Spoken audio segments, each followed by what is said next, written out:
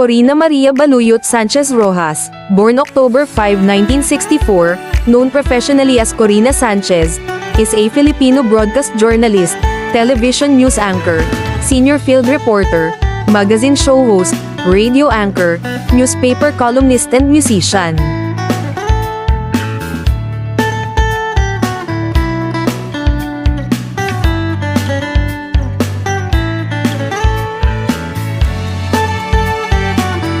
She served as chief reporter for the Integrated News and Current Affairs Division of ABS-CBN, airing on TV Channel 2, M radio station DZMM and cable TV ABS-CBN News Channel. She also has a regular column in the Philippine Star entitled That Does It, as well as a Tagalog column entitled Kay Ka Lang in its sister newspaper, Filipino Star Ngayon.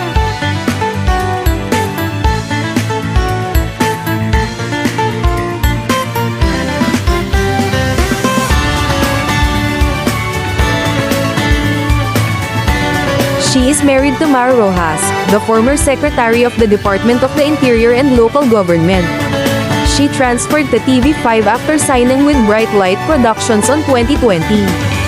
On July 5, 2023, she returned to ABS-CBN to sign a new co-production deal for her current show, Rated Korina.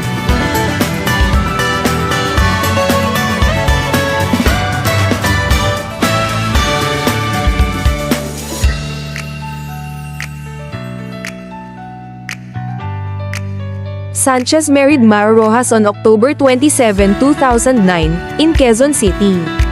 On February 12, 2019, her twin children with spouse, Mar Rojas, Pepe and Pilar, were born via gestational surrogacy in the United States.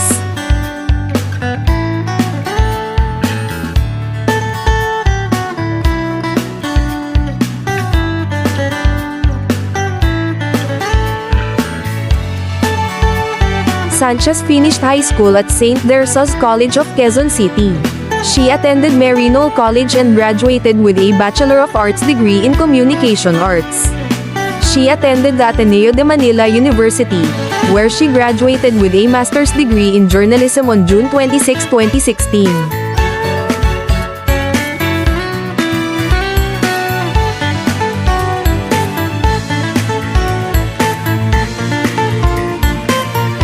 In 2013, Sanchez drew flack among netizens due to her remarks on her now-defunct DZMM radio show Rated Korina on Anderson Cooper's reporting for Tacloban.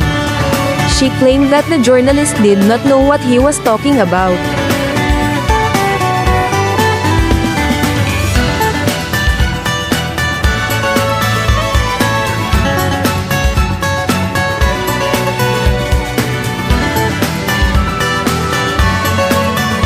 CNN news anchor Anderson Cooper was one of the first international correspondents on the ground in Tacloban to report on the aftermath of Typhoon Haiyan.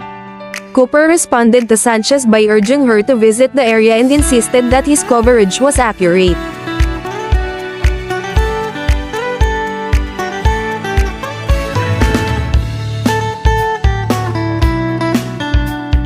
On the December 3, 2014, newscast of ABS-CBN's TV Patrol, Sanchez said she hoped Typhoon Ruby, international name for Typhoon Hagupit, would hit Japan instead of the Philippines. Can't they just get all of it? 6 weeks after this incident, Sanchez was removed from her radio show.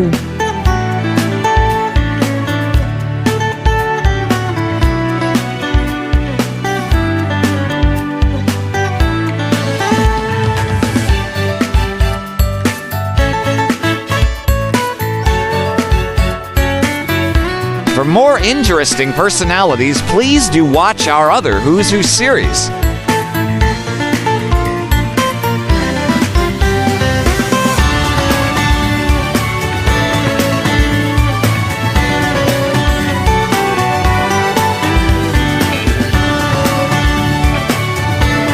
Please like, share, and subscribe.